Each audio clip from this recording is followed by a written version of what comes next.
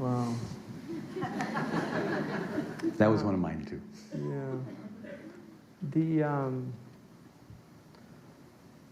You know, when you go to other places, like I was just in West Africa, I was in Senegal and in Mauritania, and you know, I think it's really important for us to get our kids over to places to do work in other communities and places to see the reality.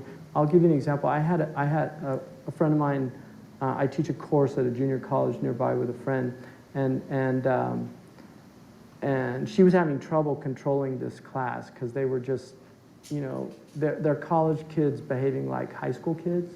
So I suggested that she bring in a friend of mine who was a leading member of one of the dominant African-American gangs in LA, went to prison for murder, spent several years in prison, and he converted, transformed his life in prison. He came out, he's actually a teacher now. So I suggested that she bring him into the class.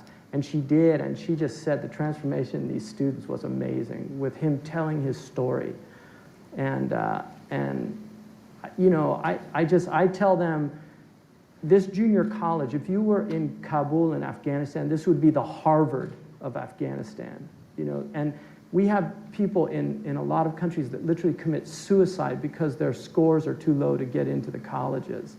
You know, so it's amazing the opportunities. If you look at, when people come here from places like African countries, the first thing they do is enroll in junior colleges. It's just, you know, it's just so amazing for them to be able to get an education that doesn't cost very much. And so I think part of it is really trying to inculcate this early on. Narcissism was, you know, it was, I think, it was designated in the 1970s in that famous book, The Culture of Narcissism. You know, he saw something that nobody was seeing at the time, how narcissistic our culture was coming. I think the selfie is just such an indicative aspect of our civilization. This idea of just taking your own picture.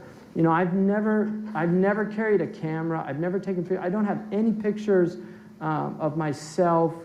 I've been all over the world. I've been in the, you know, I met the Pope, you know, and had a picture with the Pope.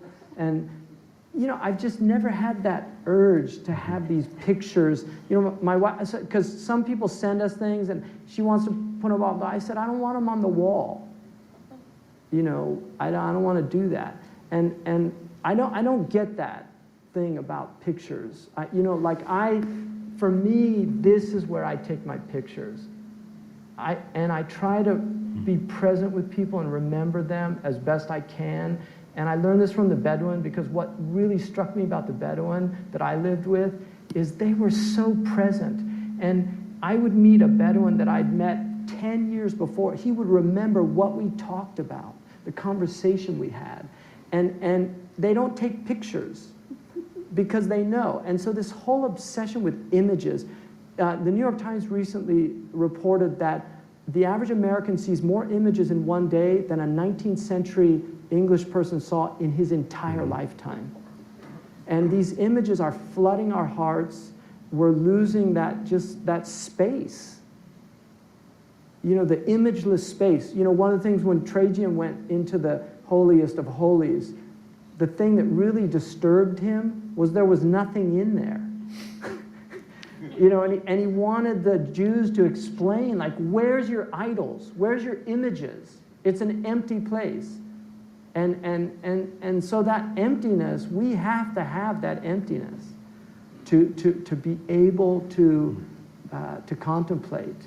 And I would recommend reading Neil Postman's incredible book, Amusing Ourselves to Death, and that second chapter about why the Decalogue would have prohibited images. Because he argues that if you want people to understand abstractions, you have to watch out for the images that you give them. And God wants us to know something, a concept that is so abstract. And this is why image-based cultures become debased very quickly. So I really think the images are harming us immensely.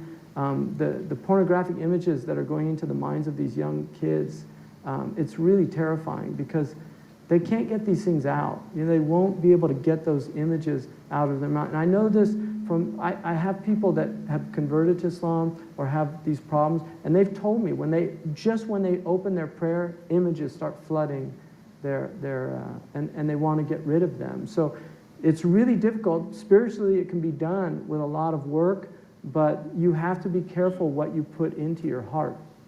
And I was with a Bedouin. We'd gone from the desert to Nouakchott, and there was a TV in the room, and it was on, and he was looking the other way. And he was a man in his 30s, and he was a student of knowledge. And he was looking the other way, and I was with a Libyan, Abdurrazak Mukhtar. He's the ambassador in Turkey now for Libya. But he asked him, have you ever seen television? He said, no. He said, don't you want to look at it? And he said, I heard that it has foul things on it, and I don't want to let it into my heart.